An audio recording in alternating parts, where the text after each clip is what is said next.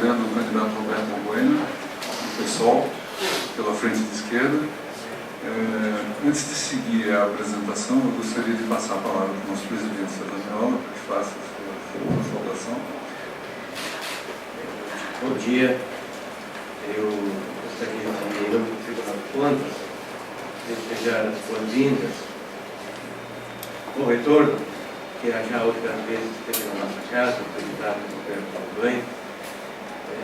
Dizer que temos contentamento de recebê-lo aqui, assim como estamos recebendo outros candidatos ao governo do Estado do Rio Grande do Sul.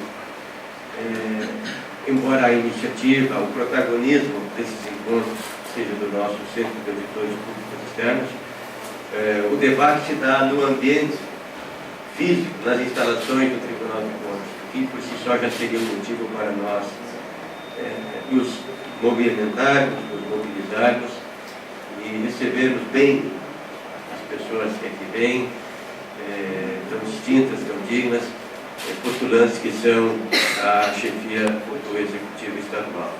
Então, esperamos que o senhor se sinta muito à vontade conosco e continue contando com o Tribunal de Contas como uma instituição democrática e republicana que tem procurado cada vez mais dar cumprimento à missão que está colocada lá no seu programa de gestão, que nada mais é do que um extrato do que vem contemplado na Constituição. A Constituição, as leis, o ordenamento jurídico, que são os nossos motes. Não a lei estrito sensu. Posso usar essa expressão ordenamento jurídico, porque no ambiente do ordenamento jurídico estão as regras e estão os princípios. E são eles que balizam a atuação da Casa, seja no seu corpo técnico, nos seus serviços administrativos, posicionamento do corpo julgador e a atuação com autonomia e independência do Ministério Público de Contas que aqui atua. Era isso. Gostaria de manifestar a nossa alegria de recebê-los na nossa casa, esperando que tenhamos um bom debate, um diálogo produtivo e construtivo no interesse das coisas do Rio Grande. Obrigado, presidente. Inicialmente, eu gostaria de destacar que o candidato Roberto Bueno se faz acompanhar da sua candidata vice, Gabriela Intolante, dos candidatos a deputado federal, Perna, e do candidato a deputado estadual, Renato Ribeiro, nosso colega. Destaco também a presença do diretor-geral da Casa, Walter Pereira Nunes, em nome do qual saúdo os demais diretores aqui presentes, o nosso Procurador-Geral do Ministério Público de Contas, Geraldo Camino, o nosso vice-presidente do SEAP, aqui, o Jaime Bezerra, e o vice-presidente da ASTEC, presidente em exercício, o nosso colega Gilmar Roberto da Silva. Pois bem, nas conversas com os candidatos, é importante destacar que todos recebem os mesmos questionamentos, são enviados antecipadamente para que possam preparar a sua intervenção, e são questionamentos elaborados a partir do parecer prévio das contas do governador. Nós procuramos destacar dados que não caracterizem especificamente uma única gestão, mas que digam respeito a problemas de Estado e que precisam de uma solução mais imediata. Na verdade, procuramos, como dissemos nas outras apresentações, trabalhar temas com caráter de política de Estado, né, e que são objeto de nossa atividade como auditores e tem relação direta com a vida do cidadão. O candidato Roberto Bueno, sua assessoria, nos mandou um currículo, né, o qual eu passo a ler agora. Pois bem, Roberto Bueno tem 46 anos, é natural de Porto Alegre, formado em História, com mestrado em Filosofia. Iniciou sua militância política no movimento estudantil na primeira metade da década de 80, quando estudava no colégio Júlio de Castilhos, na capital gaúcha. Foi diretor da União Nacional dos Estudantes e do Sindicato dos Bancários de Porto Alegre, participando da greve da categoria em 1990. Acompanhou mobilizações internacionais importantes para a esquerda latino-americana, como a luta zapatista no México, em 1994, a resistência contra a ditadura de Alberto Fujimori no Peru, em 1999, e a vitória contra a segunda tentativa de golpe de Estado na Venezuela, em 2004. Filiado ao PT desde 1993, Robaina foi o único integrante da direção nacional que deixou o partido após a votação da reforma da Previdência em 2003, quando Luciana Genro, João Fontes, Babá e Heloísa Helena foram expulsos do PT por votarem a favor dos trabalhadores e contra o projeto do governo Lula. Com isso, participou do processo que resultou na fundação do PSOL em 2005. É integrante da diretoria nacional do PSOL, da direção nacional do PSOL, já participou da executiva nacional do partido e foi presidente da Fundação Lauro Campos. Em 2003, publicou o livro Uma Visão de Esquerda e em 2006, juntamente com Luciana Genro, escreveu o livro A Falência do PT. Concorreu ao governo estadual em 2006 e à Assembleia Legislativa em 2010, quando fez 31.310 votos. Em 2012, disputou a Prefeitura de Porto Alegre. Participou das jornadas de junho de 2013, estando presente nas manifestações nas cidades de Porto Alegre e São Paulo. Nessas eleições, é candidato ao governo do Estado do Rio Grande do Sul pela Frente de Esquerda, por entender que é preciso apresentar uma proposta política anticapitalista capaz de dialogar com os anseios da população. Pois bem, na sequência, nós apresentamos os 6 questionamentos. O candidato tem em torno de 1 hora para explanar sobre essas questões e, no tempo restante, após as perguntas, para fazer suas considerações sobre os temas que considera relevantes da sua plataforma de governo.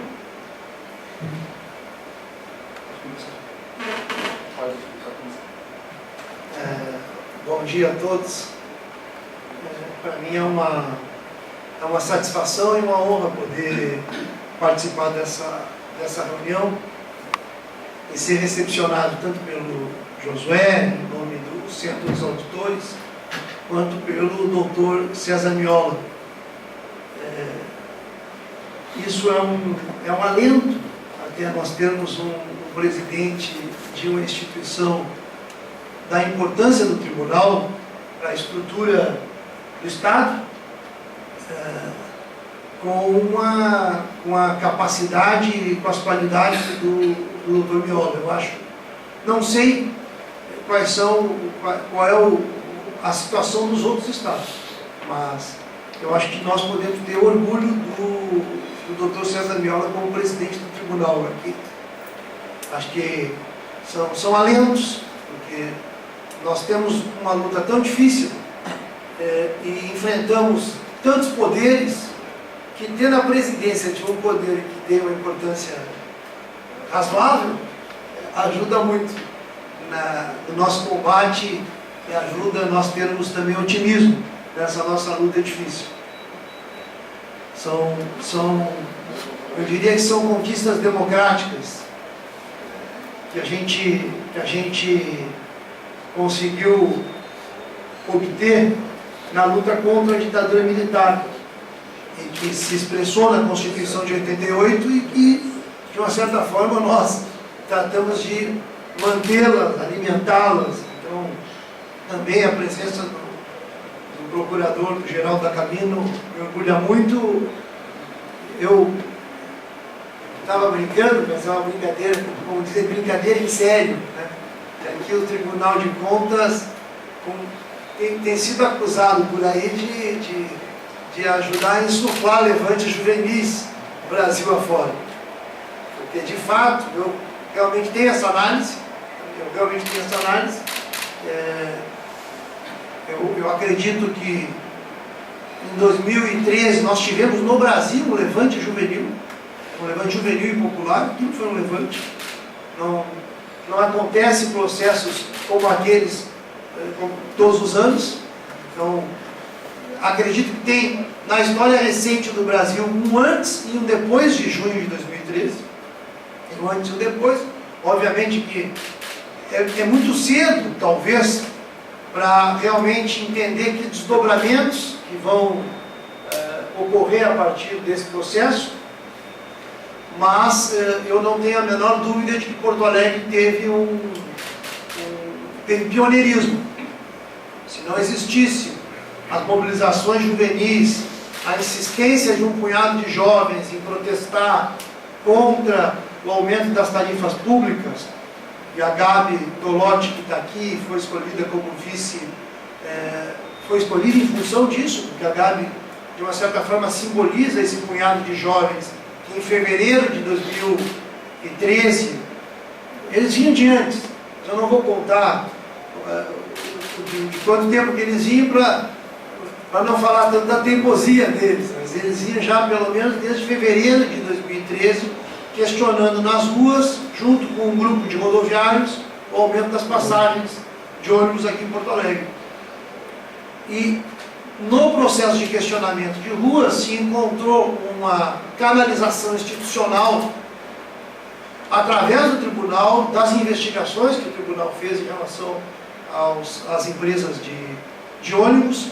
Então, nós conseguimos um fato extraordinário, que foi reduzir a tarifa de ônibus tais de 20 centavos, numa ação combinada de jovens que foram para as ruas.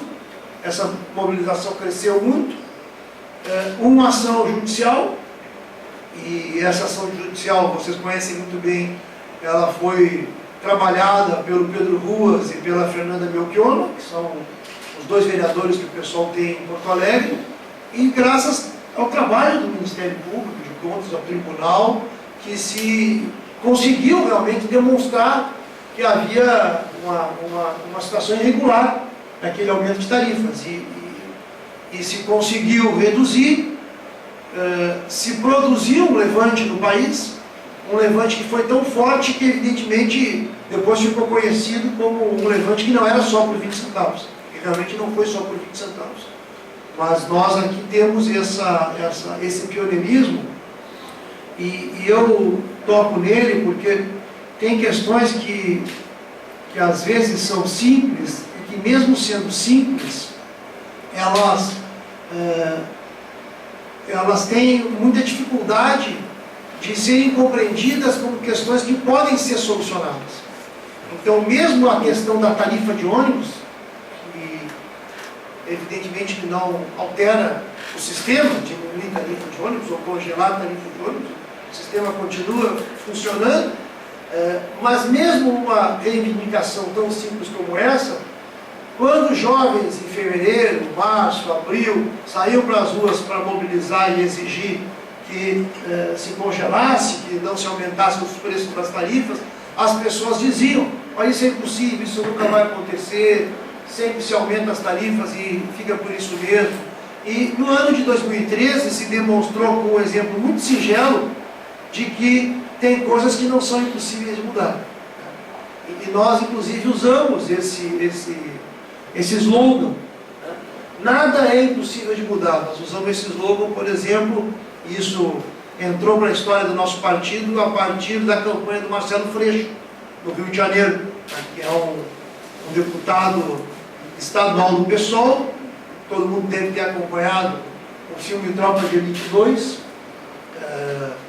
E naquele filme Tropa de Elite 2, o Marcelo Freixo foi quem inspirou o tal de deputado Fraga. Então, nós costumávamos, isso sobretudo em 2012, nós costumávamos falar que o deputado Fraga existe e é do PSOL. Que é um fato importante, porque ainda é uma minoria das pessoas que conhecem essa realidade, de que o deputado Fraga existe e é do PSOL.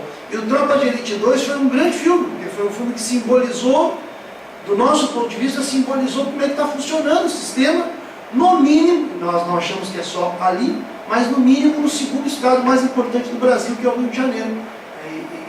E o filme, quem assistiu o filme, viu como é que termina o filme, né? Mostrando que o problema é o sistema, é um helicóptero sobrevoando Brasília. Bem, eu digo tudo isso porque nós representamos um projeto que é um projeto que faz justamente a contestação e apresenta uma proposta de negação desse sistema. Então, não é um projeto fácil, não é um projeto fácil, é um projeto que justamente estabelece uma proposta de modelo que começa com uma negação radical. Conversar com vocês é importante porque vocês são pessoas que dominam a situação, por exemplo, das finanças do Estado. E nós queremos discutir essa questão.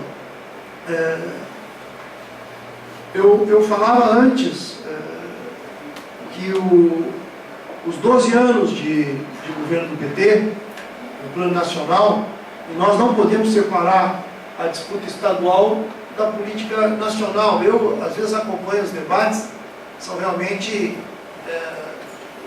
são discussões que são inacreditáveis, como se foge dos projetos que são nacionais.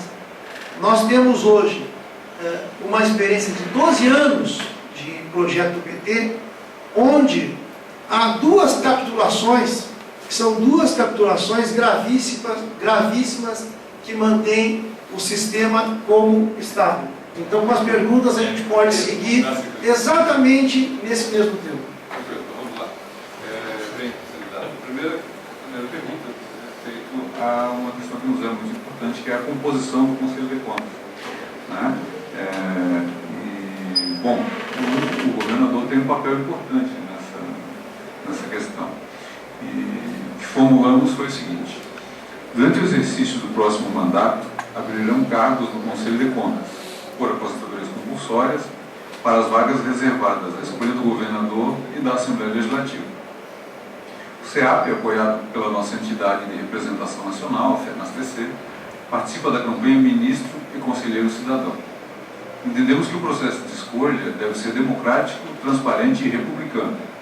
Não pode ser tratado como um assunto interna corporis ou de composição da base de sustentação do governo. Nas vagas de escolha do Legislativo, o processo tem que ser público, transparente e inclusivo, permitindo que os cidadãos brasileiros preencham os requisitos constitucionais de investidura, quais sejam idade mínima, idoneidade moral, conduta ilibada e notórios conhecimentos para o exercício do cargo, possam inscrever-se e ter os mesmos direitos na apresentação do seu currículo, defesa de sua candidatura, em sabatina ou oitiva presente perante a Comissão Parlamentar própria, e a exposição pública dos motivos que o levam a pleitear a carteira de conselheiro do Tribunal de Contas do Estado.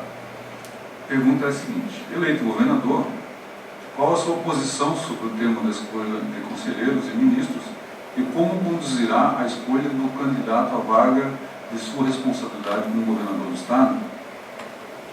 Eu acho que a proposta de vocês está na linha do PSOL, né?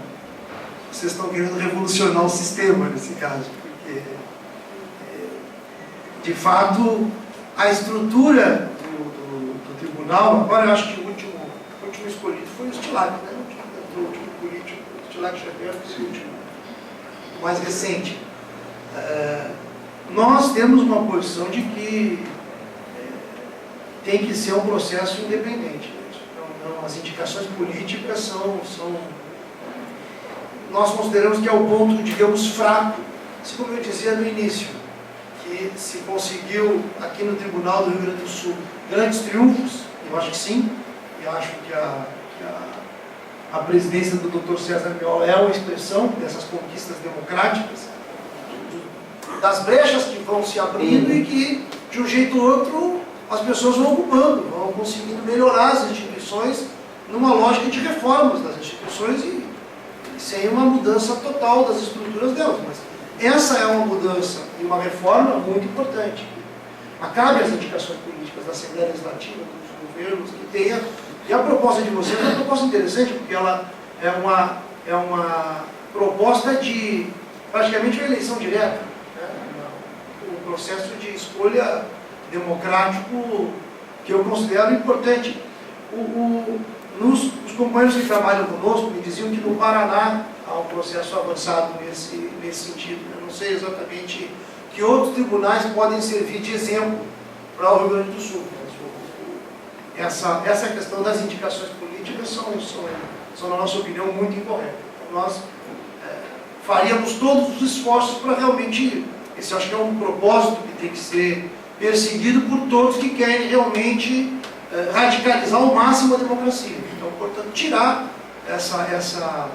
esse vínculo que, de uma certa forma, ele contamina a independência do tribunal. Acho que Essa é a resposta, sinteticamente. Obrigado, Pedro.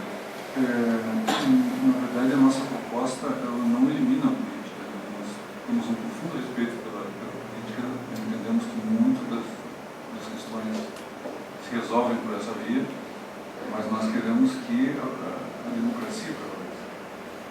E só para esclarecer, em relação ao Paraná, já aconteceu mais de uma vez o lançamento de um edital público chamando as democracias. Então, ele não se resume a um conluio no parlamento para decidir quem vai ser presidente. Mas o mecanismo de eleição, no caso do Paraná... Continua sendo o parlamento, nas vagas do parlamento.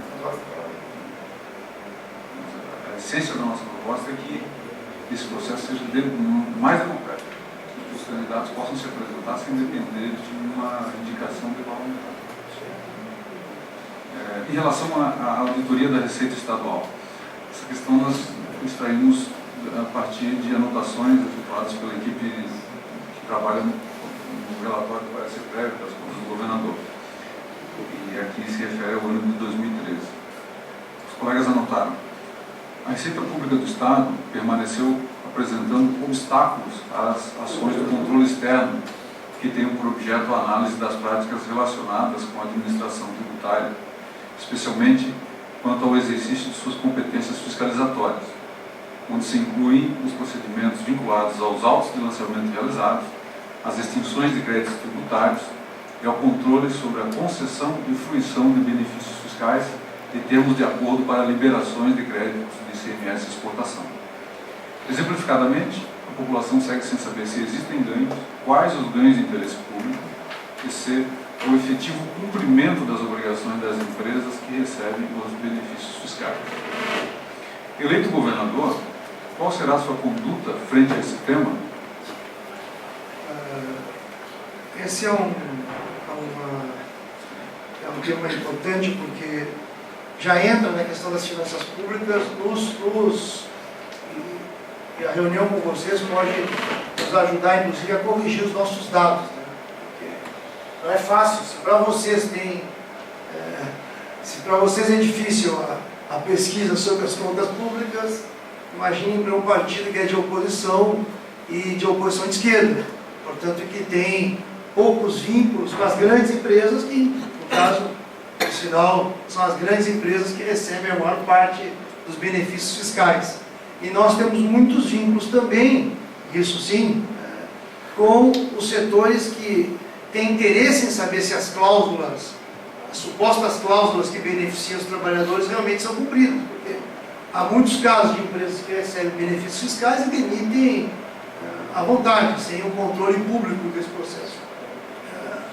De tal forma que, no mínimo, o tribunal teria que ter o controle disso. O tribunal não ter, que a população, que possam alegar algum tipo de sigilo para que os dados sejam totalmente abertos. Bem, se discute, mas que esse sigilo também seja um sigilo em relação ao tribunal é realmente inaceitável. Os dados que nós temos de isenção fiscal, as isenções fiscais chegam a cerca de 11 bilhões hoje. Então, esses são os dados que nós temos. Realmente é um montante muito alto. Se abre mão de muita receita. Né? É óbvio que, eu me lembro isso, que tinha discussões já na época do Brito, quando o Brito foi o campeão das isenções fiscais, e o PMDB sempre sustentava: não, mas as isenções fiscais, se nós não dermos as isenções fiscais, não vão investir e, portanto, não vai ter a geração de riqueza para poder gerar imposto. Então, na verdade, nós estamos fazendo o Estado progredir. Mas, realmente, eu não acredito nessa tese. Já não acreditava na época que eu era do PT e nós fazemos oposição ao Brito na Assembleia Legislativa. Sigo não acreditando agora que o PT resolveu aplicar o mesmo modelo de isenções fiscais que o Brito foi o grande campeão aqui no Rio Grande do Sul. Então, esses dados têm que ser abertos. Não é possível que o recurso público não tenha total transparência. Obrigado, candidato. O próximo tema é sobre a dívida pública e o financiamento do Estado. Novamente, a partir das anotações do relatório do parecer prévio de 2013, das contas do governador, temos os seguintes dados. Os superávites primários acumulados nos 4 anos da gestão de 2007 a 2010 foram poupados cerca de 6,3 bilhões, enquanto nos 3 anos da gestão atual, até o momento, a economia foi de 2,9 bilhões. Em 33 anos, de 71 a 2003, o Estado apresentou déficits primários. Isso explica a formação de uma dívida que, em 28 anos, de 70 a 1998, o ano do geral, foi multiplicada por mais de 27 vezes em valores constantes. Considerando-se o quadro histórico apresentado, não obstante a queda em 2012 e 2013, foi significativa a poupança efetuada a partir dos superávites primários, contada a partir de 2004. Embora isso só tenha sido possível por causa do aumento da receita, da contenção de despesas e de investimentos e do não cumprimento anual de mais de 2 bilhões nas vinculações constitucionais. O peso do pagamento da parcela intralimite da dívida contratual custou aos cofres do Estado 2,5 bilhões de reais em 2013. Apesar desse sacrifício, o estoque dessas obrigações superou 50,3 bilhões de reais, sendo que a conta resíduo, que traduz um montante não amortizado em face do limitador de 13% da receita líquida real, somou 21,6 bilhões de reais em números de 31 de 12 de 2013.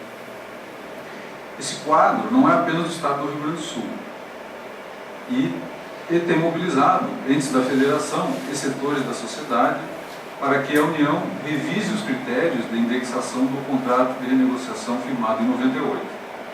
A mobilização nacional resultou na apresentação do projeto de lei complementar 238/2013 em tramitação no Congresso Nacional.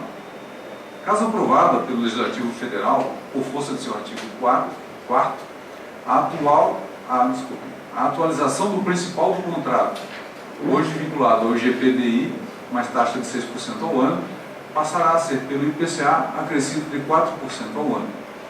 Caso a taxa Selic ofereça uma variação inferior, será automaticamente utilizada, deixando de considerar o IPCA acrescido dos 4% ao ano. Esse projeto contribui para que o Rio Grande do Sul possa liquidar a dívida contratada com a União no prazo de 30 anos, que se esgota em 2028. No entanto, não resolve nossos problemas imediatos, mantendo o nível atual de desembolso. Nos últimos anos, foram tomados empréstimos para a reestruturação da dívida, com o BID, que somaram 1,9 bilhão de reais, e ingressaram valores classificados como investimentos em 2011, 12 e 13, que totalizaram 1,7 bilhão de reais. Desse modo, revela-se a ampliação do espaço para novos endividamentos. Além disso, mantém-se a relação de ingerência da União sobre as nossas finanças através dos chamados planos de ajustes fiscais, que são pactuados regularmente com a União, e não diminui o fluxo anual da sangria de nossos recursos em direção ao sistema financeiro, através do orçamento da União, que por força do artigo 12 da Lei Federal 9496 de 97, que determina o uso integral dos valores arrecadados dos estados para o pagamento da dívida federal. Os movimentos sociais têm defendido o refazimento desses contratos com a aplicação do IPCA como indexador da dívida, mas retroativamente, ou seja, desde o nascimento do contrato, não apenas daqui para frente, como consta no projeto tramitando no Congresso Nacional, sem a cobrança de juros, nada mais é do que lucro sobre o capital emprestado, procedimento inaceitável nas relações entre os entes da Federação, e a revisão do limite de comprometimento da receita líquida real, que hoje está em 13%, para 6%. Mais de 120 entidades reunidas em Brasília, na OAB Federal, em 15 de maio de 2013, entre elas o SEAP, assinaram um manifesto nesse sentido. A pergunta é: eleito governador, qual será a sua posição sobre o tema? A pergunta do texto do Josué parece um texto de terror. Na verdade, parece um texto de terror. E é o terror financeiro. Esse é o ponto central, como eu estava dizendo antes do projeto do PT e da grande capitulação do PT em 12 anos, eu ia começar dizendo que a primeira delas era em relação à impunidade da tortura durante o regime militar, que foi o que deu base política para o PT conseguir alianças com o Maluf e com o Sarney. Todo mundo se recorda que o primeiro acordo que o PT fez no Congresso Nacional foi apoiar o Sarney para presidir o Senado brasileiro. E o Sarney é um gênio do mal. É um gênio do mal. Ele tem poder, está no poder há 50 anos. Ele foi quem, de uma certa forma, avalizou a transição da ditadura para a democracia de classe, digamos assim, e depois ele foi o avalista da transição para a República aceitar o PT no governo. Eu me lembro muito bem que a análise do Sarney e do Delfim, que é um dos economistas da Dilma e do Lula, inacreditável, são coisas que são inacreditáveis. O Delfim Neto depois de ser, aqui eu estou vendo pela idade que nós somos mais ou menos, com algumas exceções, mais ou menos contemporâneos, né, das mesmas lutas.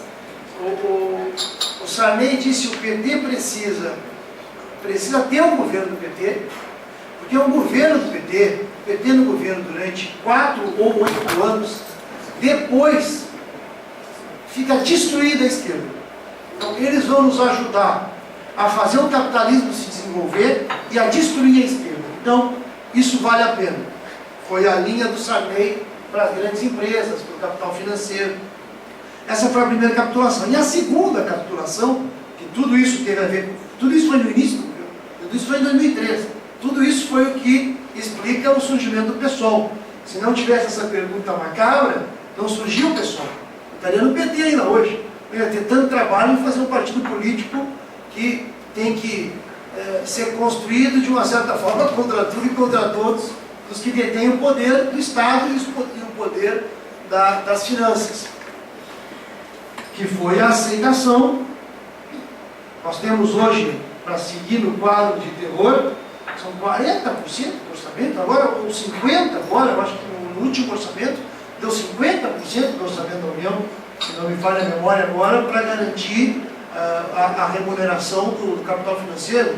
50%, são números que é difícil de acreditar, inclusive, porque é 5% para a saúde, acho que é 1% para a segurança e 50% para a remuneração, são 90 bilhões, quase.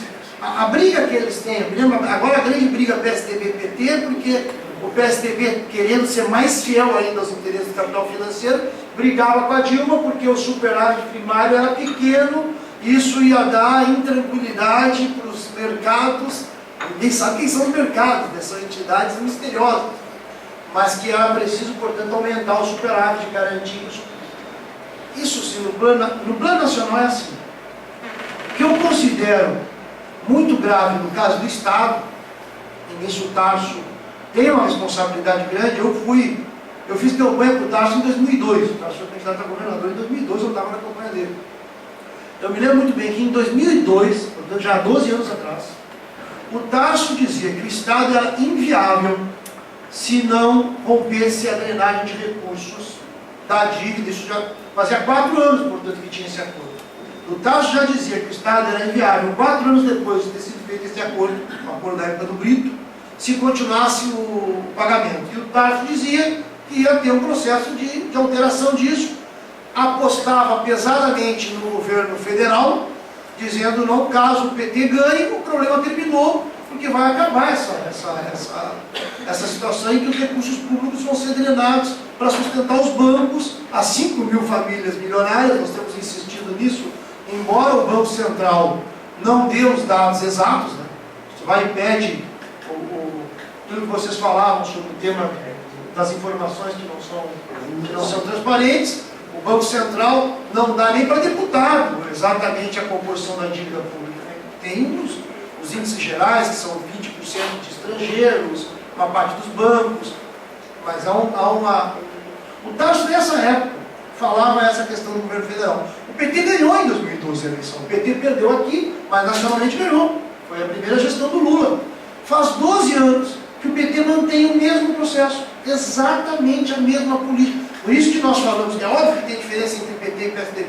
Como é que não vai ter diferença entre PT e PSDB? Mas nesse elemento, que é um elemento estruturante da situação do Brasil, não tem diferença. Todos têm a mesma linha. O famoso tripé econômico está relacionado com isso. Às vezes criticam, supostamente tem Armínio Fraga, por exemplo, né, que é um sujeito bem formado, com muita capacidade, que não vai ser o ministro da Fazenda mais, embora o Aécio tenha anunciado que ele seria, obviamente não será, porque o Aécio não vai ganhar, mas o Armínio Fraga criticava um pouco às vezes o PT, porque ainda era meio frouxo no famoso tripé. Mas esse tripé é o tripé que estrangula, depois tem a consequência de estrangular o Estado. Mas é muito grave que o PT tenha aceito essa lógica. É muito grave porque o Rio Grande do Sul está sofrendo isso. Eu considero que nós precisamos inverter, nós temos que fazer um esforço no debate público. E hoje, a proposta do PSOL é uma proposta que está sendo, é uma proposta que é proibida de entrar no debate. Ela não, porque nós defendemos que tenha uma investigação e que se suspenda o pagamento. O mundo não termina se suspender o pagamento. Tá? O Equador investigou a dívida, teve uma auditoria, reduziu em 70%. A Argentina deu calote, tá? Porque até o nome, a linguagem tem importância. Até o nome que usam a grande mídia para tratar de assuntos como esses são nomes que tentam já criar uma ideia de que são temas proibidos, calote.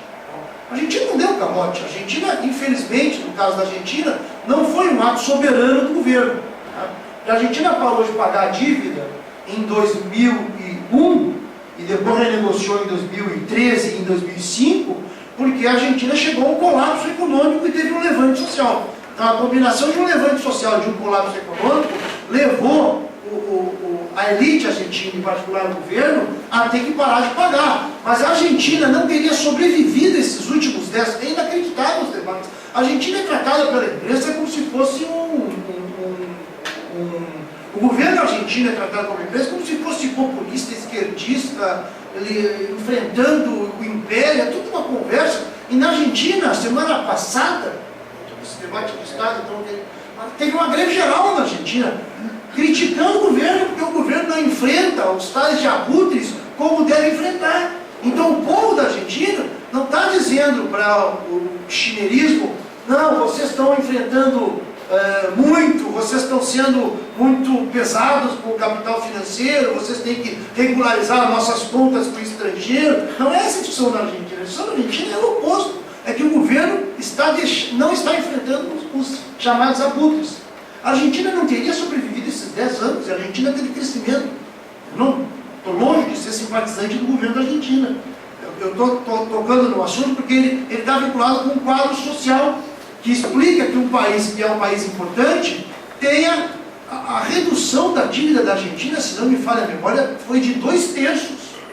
Então também o mundo não terminou. A dívida da Argentina se reduziu em 2/3 com uma renegociação, porque tem até um ditado, né? Tem uma brincadeira no mercado financeiro, que quando a dívida é pequena, o problema é do devedor. Quando a dívida é grande, o problema é do credor. Então, o problema aqui é do credor. No caso do Rio Grande do Sul e da União, o problema é do credor. Porque se nós suspendêssemos o pagamento da dívida, no Rio Grande do Sul, dizem, não, mas o mundo vai cair. Né? Que, no caso do PT, eles não poderiam nem usar esse argumento. Que o Tasso não poderia usar o argumento, que às vezes eles usam nos debates contra nós, o Tasso menos, mas ele deixa correr. Ele sabe que é instrumental para que a política dele se afirme. Que é a ideia de que não, o Estado do Rio Grande do Sul suspende o pagamento e, portanto, param de repassar os fundos de participação dos Estados. Né? O Estado vai ser... O quê? Mas e o realinhamento das estrelas, onde é que está? Se o Rio Grande do Sul, em 2011, suspendesse o pagamento da dívida, a Dilma ia cortar os repasses para o Rio Grande do Sul? Não ia. A Dilma não ia cortar os repasses para o Rio Grande do Sul. A Dilma é gaúcha, como é que ela ia voltar para cá, para o Rio Grande do Sul, parando de repassar os fundos de participação do Estado? Ia ter um questionamento do sistema da dívida, isso que ocorre. Se o Tasso fizesse isso, então o PT teve poder no Estado. Porque às vezes discutem, não, o PT é mais difícil governar o Brasil, então no Brasil nós temos que fazer alianças com o Sarney, em Alagoas nós temos que fazer aliança com o Collor, aqui nós somos diferentes e nós somos melhores, porque nós somos mais de esquerda. Não, mas estavam com o poder na mão para fazer isso. Então, e não fizeram por uma opção. Agora a situação é uma situação, é trágica a situação, trágica. Eu vi que nas perguntas aí, depois tem um problema ainda mais complicado, que é um problema que aí é um problema sistêmico, que tem a ver com previdência, né? Tem a ver com o dinheiro não cai do céu, de verdade o dinheiro não cai do céu. O problema é que nós temos, o dinheiro não cai do céu. Então, como o dinheiro não cai do céu, a gente precisa discutir as políticas públicas. Nós achamos que a suspensão seria a medida. O acordo, eu não quero deixar de comentar a proposta de acordo, porque, sinceramente, o Rio Grande do Sul precisa fazer opções, as pessoas que têm mais informação também precisam fazer opções. Não é possível nós nos enganarmos, ou nos auto-enganarmos. O acordo, na pergunta está colocado isso, mas eu acho que está colocado com pouca força. Eu não acredito sequer que vão votar em novembro o acordo, que o Tasso está defendendo. Eu não acho que vão votar em novembro. Por uma razão muito simples, não vão votar em novembro. O acordo não foi votado antes, porque tem uma crise mundial e exige-se do Brasil que o Brasil faça ajuste fiscal. O Brasil, para fazer ajuste fiscal, tem que manter o processo de estrangulamento sobre os estados. O Rio Grande do Sul precisa continuar contribuindo com o pagamento da dívida pública. E a dívida do Rio Grande do Sul é parte desse mecanismo. Então, a Dilma, senão não se explica, porque o Manteiga acordou num dia e resolveu, não vou melhorar a situação do Rio Grande do Sul, justamente no ano eleitoral, onde nós estamos vendo, inclusive, se as pesquisas estão certas, que a Ana Amélia está na frente do Tasso, não vamos arrebentar com o Tasso e fazer com que um acordo bom para o Estado do Rio Grande do Sul seja votado depois das eleições. Não faz sentido. Eles não votaram antes das eleições porque houve uma pressão para que não fosse votado, e essa pressão é a pressão dos mercados, dos chamados mercados, que vai continuar depois das eleições. Que vai continuar, e se não votaram antes das eleições, vão votar por que depois? Se nós sabemos muito bem, aqui todo mundo tem idade para isso, para saber que as bondades se fazem antes das eleições e as maldades se fazem depois. Então não tem lógica. Agora, mesmo que tivesse certo, mesmo que fosse votado, é o que a pergunta coloca. Isso só tem impacto a partir de 2028, porque só atua sobre o resíduo.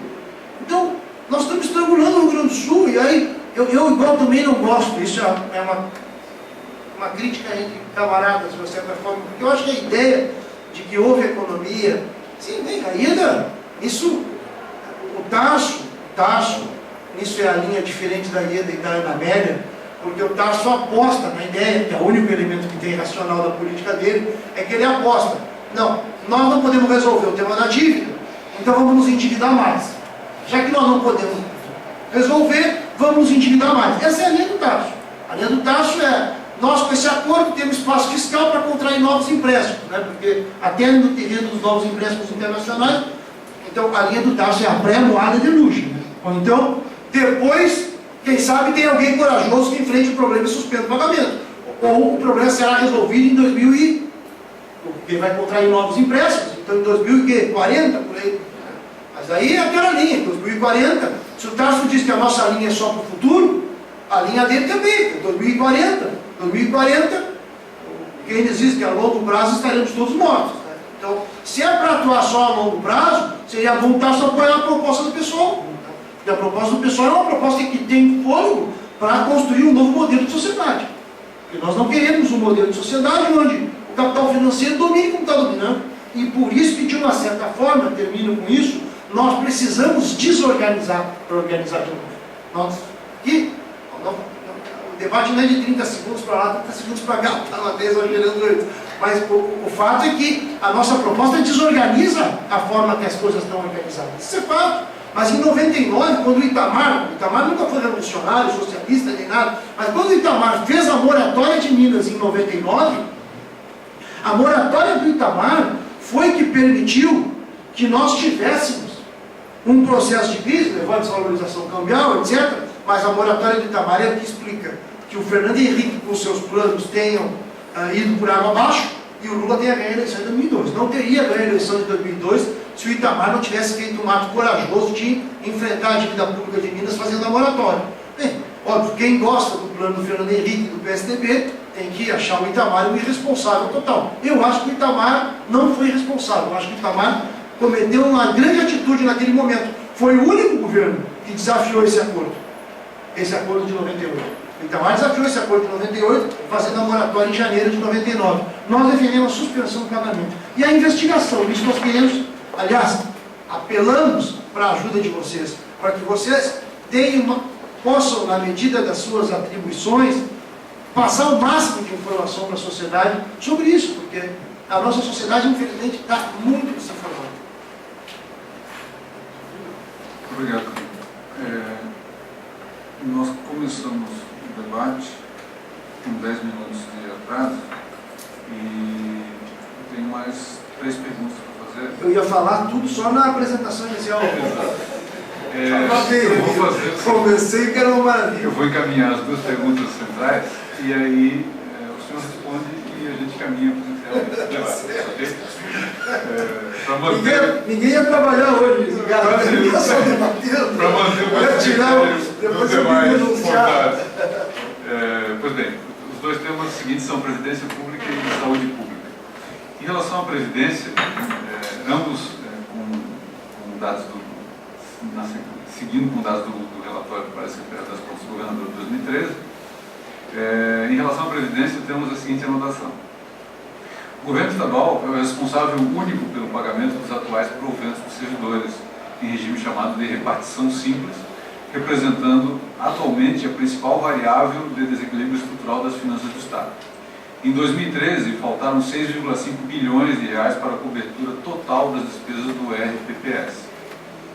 Para os servidores que ingressaram a partir de 18 de julho de 2011, foi criado o Fundo Previdenciário de Capitalização, chamado Fundoprev, cuja alíquota de contribuição patronal é de 13,25%, igual ao do servidor, aplicada a partir de abril de 2013. Com o aumento do número de inativos, haverá necessidade de ampliar o aporte de recursos para a cobertura do RPPS, entendida que se trata de uma obrigação do Estado. A pergunta em relação a esse tema é se o senhor, uma vez eleito governador, visualiza alguma fonte de financiamento para cobrir essa diferença e qual política de enfrentamento desse tema será adotada no seu governo. A pergunta sobre a questão da saúde pública, nós trazemos as seguintes considerações. Os gastos em saúde devem ser avaliados perante a Constituição Federal, Emenda Constitucional 29 de 2000, que define o mínimo de 12% da receita líquida de impostos e transferências, e a Constituição Estadual, cuja emenda 25 de 99, definiu um mínimo de 10% da receita tributária líquida a ser aplicada em saúde. Devido à normatização trazida a partir de 2012 pela Lei Complementar 141, aplicada a partir de 2013, separou-se a análise das contas do governador em 2 momentos, um até 2012 e outro a partir de 2013.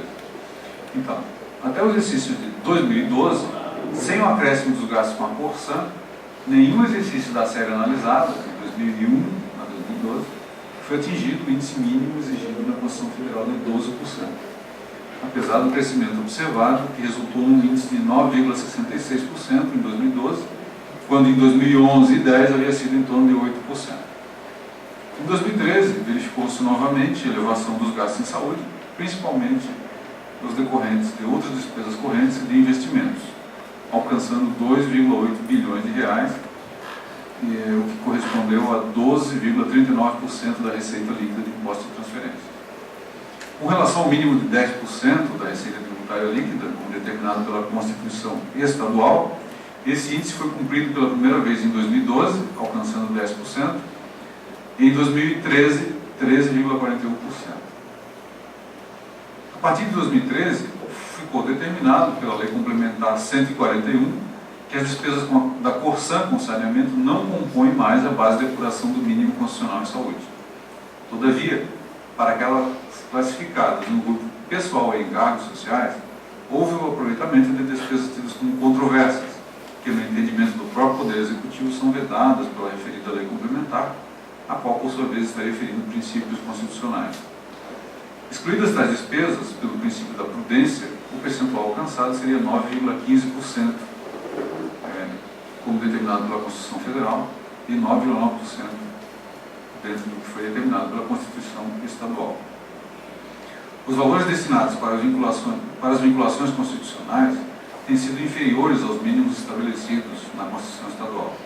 Na saúde, excluindo-se pelo princípio da prudência as despesas controversas, quais sejam as contribuições patronais ao IP, as despesas de inativos da Secretaria da Saúde e os gastos administrativos da Secretaria da Saúde e outros órgãos que atuam diretamente nessa área, teriam faltado recursos no montante de 650 milhões de reais, considerando-se o mínimo exigido na Constituição Federal, e 20 milhões considerando-se o exigido na Constituição Estadual. A área técnica da Casa segue estudando o posicionamento a ser adotado para 2014 a respeito das já descritas despesas controversas, uma vez que para 2013 foi considerado cumprido o índice constitucional de 12%. A pergunta em relação a esse tema é: eleito governador, qual será a sua política para reverter esse quadro? E mais, quais os seus compromissos em relação ao tema da saúde? Com esses dois questionamentos, nós encerramos as perguntas e podemos, ao final das respostas, encaminhar para as considerações finais. Bem, eu vejo que no caso das obrigações constitucionais, vocês têm feito um trabalho que, na minha consideração, tem impressionado muito o governo para ir avançando no sentido de cumprir essas exigências. Aí tem sempre um debate exatamente em que percentual se está, mas, de fato, eu acho que o ponto necessário num debate como o nosso é reconhecer que houve um avanço. Se aproximou muito das exigências constitucionais, o que não quer dizer que a situação da saúde esteja boa. E daí é uma outra discussão. Mas, de fato, eu vejo que a pressão do trabalho do tribunal tem ajudado nisso. Pena que não há um reconhecimento nesse caso. Eu acho que há pouco reconhecimento de que essa pressão é que tem realmente contribuído. De qualquer forma, o parâmetro de comparação era dura a comparação, porque o governo anterior realmente nós estávamos muito longe, né? Então, o governo da Ieda acho que chegava a 6%, 7%, 8% no máximo, né? O Castro Alegre quase que dobrou. Eu vejo que realmente se aproxima de quase ter dobrado. Então, agora, a situação da saúde é muito grave igual. Muito grave igual. Isso está relacionado, é óbvio que no caso do Estado, nós temos sucateamento da Secretaria da Saúde. A Secretaria da Saúde do Rio Grande do Sul é bastante sucateada. Hoje o modelo de saúde nosso poderia até dispensar para alguns o Estado, né? Porque como é a União-Município, a relação entre a União e o município, mas a Secretaria da Saúde teria que cumprir um papel de planejamento e não cumpre esse papel. Uma das secretarias que nós temos o maior número de denúncias de cargos de confiança que são políticos e que não têm a competência na área é a Secretaria da Saúde. Isso é grave porque acontecem coisas que são inexplicáveis, né? Esse ano mesmo baixaram uma portaria, felizmente depois eles mudaram de ideia, né? Teve uma pressão da sociedade que houve uma mudança de ideia, mas eles baixaram uma portaria na qual os hospitais de cidades com menos de 10 mil habitantes teriam que suspender e teriam que cortar trabalhos de partos e cirurgias. E bem, foi um escândalo total. Um hospital que não tem trabalho de parto e cirurgia deixa de ser hospital. Né? Deixa de ser hospital. Então, eles voltaram atrás, mas isso tem a ver com a Secretaria de Saúde com pouca capacidade de propor alternativas, de elaborar política pública que realmente fortaleça essa área. Né? Nós também, na área da saúde, nós temos até agora, eu não sei que investigação tem sobre isso, seria um caso, inclusive, de se investigar, mas o laboratório do Estado, que teria que estar produzindo remédios, está fechado desde 2004. Eu vi uma reportagem, que acho que saiu na Zero Hora, não sei se foi na Zero Hora ou no Correio, que gastaram cerca de 25, 30 milhões durante o período de 2004 e 2014 para um laboratório que não produz remédios. é inacreditável. Produzia remédios antes, né?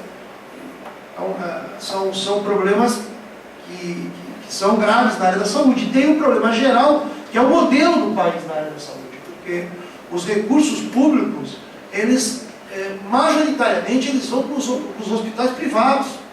Nós defendemos um modelo de saúde pública. Hoje a Constituição, a Constituição do Brasil não está sendo respeitada, embora no Estado os índices estão se aproximando do que é exigido constitucionalmente, mas, em tese, na Constituição nossa, nós temos que ter o predomínio do Estado sobre a saúde, e a saúde privada teria que ser complementar. Mas, na verdade, é o oposto. No Brasil, hoje, o Estado é que complementa o privado, a saúde privada é que domina e o Estado complementa, inclusive não recebendo as devidas reparações, né? Com leitos do SUS. Então é uma situação grave que acaba atingindo toda a área da saúde, né? Mas o primeiro era reconhecer que, de fato, o trabalho de vocês tem pressionado para que haja o cumprimento com o mínimo constitucional do investimento e dos gastos com saúde. O problema da Previdência é um problema estrutural, é óbvio que é um problema estrutural no futuro. Nós, igual, temos uma luta, nós não vamos, vocês perguntavam qual é a nossa opção em relação qual é o nosso compromisso. O nosso compromisso é com a saúde pública, é com o IP, é com a Previdência estadual. Sabemos que, em algum momento, nós vamos ter contradições mais graves, mas, até o momento, nós queremos enfrentar uma contradição que realmente responde ao nosso programa, que é enfrentar um outro problema financeiro que faz com que os nossos recursos sejam perdidos, que é o tema da dívida.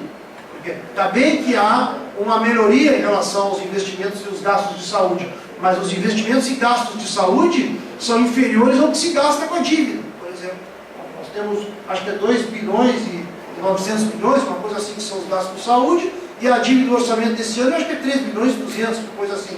São os números, eu não me lembro, 3 é mais, o fato é que... Então, antes de nós enfrentarmos essa questão, porque qual é a grande polêmica com os neoliberais, digamos assim, e com os que acabaram aceitando essa lógica? É atacar primeiro a Previdência, e é abrir a Previdência pública, isso, para a Previdência virar um negócio. É uma poupança pública. Nós temos desequilíbrio dessa poupança pública, às vezes temos desequilíbrios dessa poupança pública, mas é uma poupança pública. É uma poupança pública que, infelizmente, no Brasil, há planos de fazer com que essa poupança pública seja apropriada por investimentos privados. Não é à toa, isso é uma das expressões da transformação do PT no seu contrário, porque eu não vou falar dos outros que já são o que são há muito tempo, vou falar do PP, do PSDB, porque esses não mudaram, esses continuam sendo o que eram há 30 anos atrás, como projetos. Mas uma das expressões de mudança do PT é o peso da burocracia, da antiga burocracia petista, o peso que essas burocracias têm nos fundos de pensão no Brasil. É um enorme peso. Olha, eu conheço as pessoas, porque o Mário está aqui também, que é ex-dirigente bancário, o Ricardinho, que isso, desculpa falar pelo diminutivo, a Ana Amélia fala do Vieira Vieirinha, eu falo do Ricardinho, que era do Banco do Brasil na época, né? Era do Banco do Brasil na época. Os dirigentes sindicais do Banco do Brasil, dos final dos anos 80, são todos eles importantes dirigentes dos fundos de pensão. O fundo de pensão do Banco do Brasil, da Petrobras, com negócio com todas as grandes empresas capitalistas brasileiras e especulando diretamente, especulando no mercado financeiro e tratando de abocanhar cada vez mais a Previdência e a poupança pública. Então, eu vejo que a defesa do IP, por exemplo, teria que ser um esforço de todos os gaúchos, porque o IP é uma caixa preta, né? Na verdade, o IP é uma caixa preta. Então, eu não sei que medidas, inclusive, se poderia ter em termos de uma participação mais efetiva de órgãos de controle em relação ao IP. Porque as denúncias que nos chegam, felizmente, no caso do IP, alguns representantes dos conselhos do IP são vinculados com o CEPERES, com entidades sindicais, e tratam de fazer a luta para que haja transparência no IP, para que o IP tome medidas de defesa do próprio IP, na relação do IP com a prefeitura, que não pagam, mas não é uma luta fácil, né? O IP está sendo desmontado pouco a pouco, e isso é uma luta que nós temos compromisso em mantê-la e em desenvolvê-la. Bem, com esta resposta nós vamos encerrando o debate de hoje. Agradecemos a presença do candidato Roberto Bueno, desejamos boa sorte na campanha, que vocês tenham o melhor desempenho possível. Muito obrigado a todos.